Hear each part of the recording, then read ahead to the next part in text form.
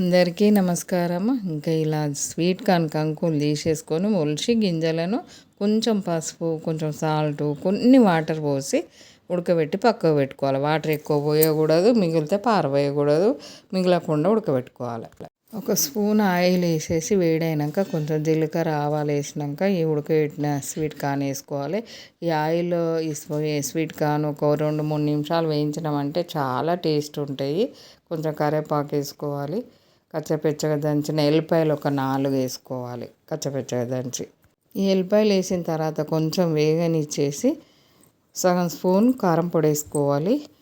పావు స్పూను ఆమ్చూరు, చాట్ మసాలా, గరం మసాలా, జీలకర్ర పౌడరు, ఇంక ఇవన్నీ 4 వేసేసుకొని మంచిగా వేగనిచ్చి పక్కన పెట్టేసుకోవాలి. సాల్ట్ అంటే మనం ఉడకబెట్టేటప్పుడు వేసినాం కాబట్టి చూసి లాస్ట్లో వేసుకోవాలి. ఇప్పుడే సాల్ట్ వేయకూడదు, గింజలలో ఉడికేటప్పుడు వేసినాం కాబట్టి.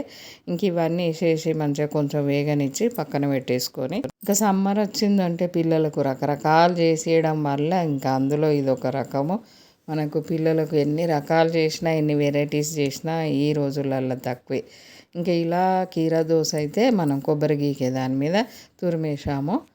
కీరా దోశ, బీట్రూటు, క్యారెటు, ఉల్లిపాయలు, కొత్తిమీర, ఇంకా అది మనం ఇష్టాన్ని బట్టి ఒక గుప్పెడు వేసుకుంటే సరిపోతుంది.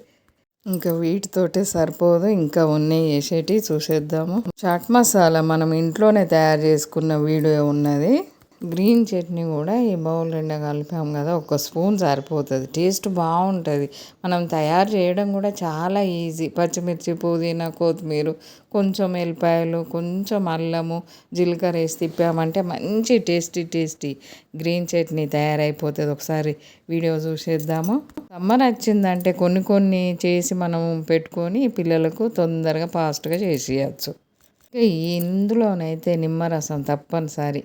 ఇంక ఇవి చూసుకుంటూ చేసుకొని పిల్లలు ఎంత స్పైసీ తినగలుగుతారని అన్నీ వేసుకోవాలి.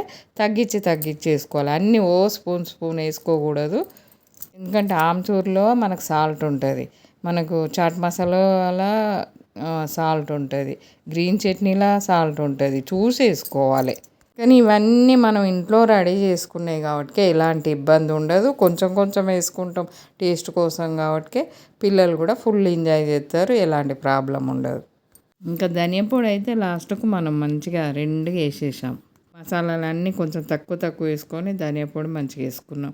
సమ్మర్లో ఇవన్నీ ఆరోగ్యానికి చాలా మంచిది. ఉల్లిపాయ, కీరా దోశ ఇంకా అందరికీ తెలిసిన విషయమే. కాకపోతే రోజు ఒకే రకం వాడలేం కాబట్టి ఇలా రకరకాలు. Tasty chaat ready.